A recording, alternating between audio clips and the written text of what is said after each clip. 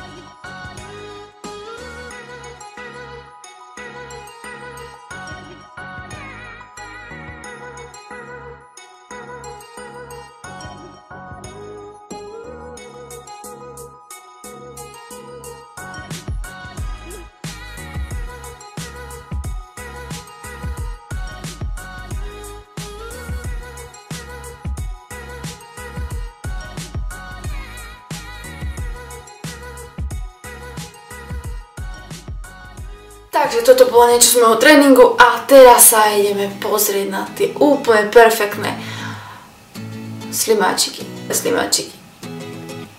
Áno, tvarové slimáčiky. Na cesto si zmiešame prudkovitý tvaroh, kokosový alebo trstinový cukor, kokosový olej a mlieko. Pridáme hladkú špaldovú múku a trošku prášku do pečiva. Všetko spolu zamiešame a miešame, až kým nám nevznikne tuhé cesto.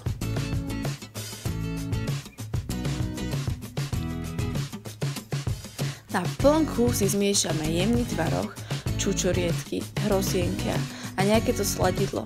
V mojom prípade to bola stevia. Na pomúčenej doske si vyvalkáme cesto do tvaru obdĺžnika.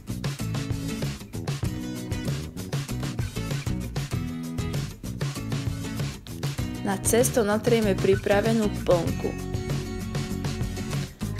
Cesto si zrolujeme do rolády a nakrájame na slimáčiky.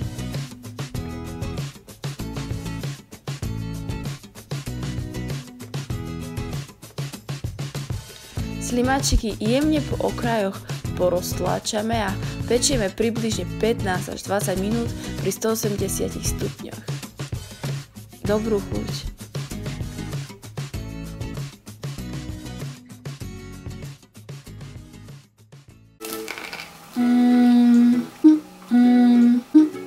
Takže, mýtus číslo 1.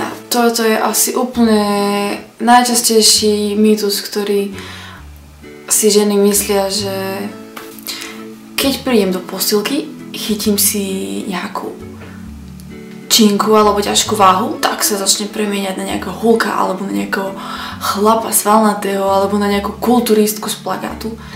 Takže blbosť, potom sa dievčatá boja ísť do časti s tými činkami a všetci zostávajú na bežiacich pásoch, lebo však čím dlhšie budem behať, tým viac chudnem a tak ďalej. Takže toto je úplne akože nie, pretože my ako ženy proste nemáme ani zlomok, iba máme taký malinký zlomoček z toho testosterónu, čiže rastového hormónu, ktorý majú muži. Teda proste není možné naturálnou cestou, není proste nejakým spôsobom možné, aby my sme sa stali nejakými mužnejšími, že by sme boli nejaké veľké alebo tak. Čiže práve naopak svalový tréning je úplne fakt skvelá vec k tomu, aby si zvýraznila svoje ženské črty, aby si proste sa stala silnejšou a sebavedomejšou.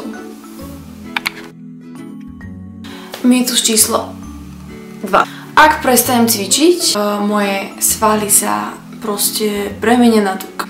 Čo je ďalšia dosť veľká hlúposť, pretože tým, že prestaneš cvičiť, sa tvoje svaly začnú ochabovať, ale to neznamená, že sa premeniajú na tuk. Jednoducho to je, aké by si povedal, že diamant sa premení na, ja neviem, proste na nejakú úplne inú látku. Proste je to niečo, čo je nemožné. Tuk je tuk, svaly sú svaly. Tým pádom, ak prestaneš cvičiť, dobre, je možné, že tvoje svaly ochabnú. Takže to je jediná vec, ktorá sa s nimi môže stať, ale není možné, aby sa sval premenil na tuk. Proste. Takže ďalšia taká vecička je, že čím viac budem cvičiť, čím dlhšie budem cvičiť, tým lepšie budem mať výsledky. Čo je tiež dosť nie je veľmi pravda. Musíme pochopiť, že naše telo proste, keď cvičíš, tak ho vlastne v podstate ničíš svalové vlákna, akože ničíš sa tým dobrým spôsobom, samozrejme. Ale druhá vec je, kedy to tvoje telo vlastne regeneruje a rastie a dáva ti späť to, čo vlastne ty si do ňoho vložil, alebo ak to tak môžem povedať. To znamená, deficit spánku a deficit regenerácie je úplne najhoršie, čo môže byť, pretože ak tráviš aj 6 dní v týždni, 2 hodiny vo fitku, proste si tam stále, ale máš deficit spánku, proste nemáš dosť oddychu, si v strese, tak je to úplne celé zle, pretože tvoje telo jednoducho potrebuje oddych a ty tiež, že spíme dlho a dobre a kvalitne. Takže tak. Mýtus číslo 4. Takže, žena príde do fitka a postaví sa na váhu a chce mať o 3 kg menej, ale proste nie je to tam. Cvičí mesiac, dal si cieľ 65 kg, som mala 63, chcem mať 62. Matika nikdy nebola moja silná stránka, ale podstatné je to, že to vôbec nevadí, pretože svaly sú ťažšie ako tuk. To znamená, že pokiaľ ty cvičíš správne, ješ správne a teď, môžeš sa postaviť na váhu a stane sa taká vec, že nemám takú váhu, ako som chcel. Ale prečo to tak je? Proste ono sa to proste vykompenzuje. Nie je dôležitá tá celková konečná váha, je dôležité pozerať sa na percentá tuku, podiel svalovej hmoty.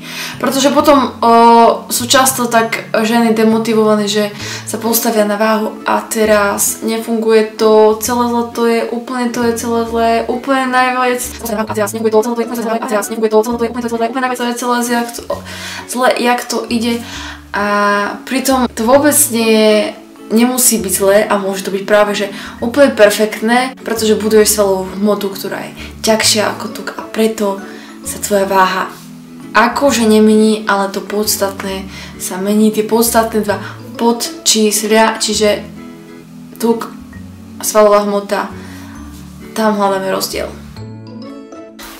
Takže máme tu 5. mýt, posledný mýt a to je, že ženy si často povedia, idem chudnúť z brucha, alebo chcem schudnúť z vnútorných stehien.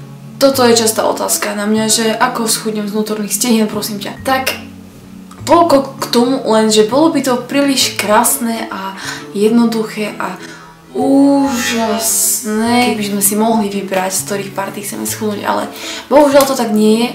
A pokiaľ chudneš, neovplyvníš, keď chudneš, proste je to dosť geneticky dané. Nevieme to nejak ovplyvniť, vieš ovplyvniť, kde budeš naberať svaly. Znamená, ak necvičíš nohy, tak jednoducho tie nohy ti sami sa nevytvárajú. Keď necvičíš brucho, tak sa sami tie tvary pekné, brušné, krásne, letné nevytvárajú. Proste to tam samo nenaskáče. Tým pádom znamená, chudneme celkovo, proste nechudneš len z jednej partie. Nedá sa to.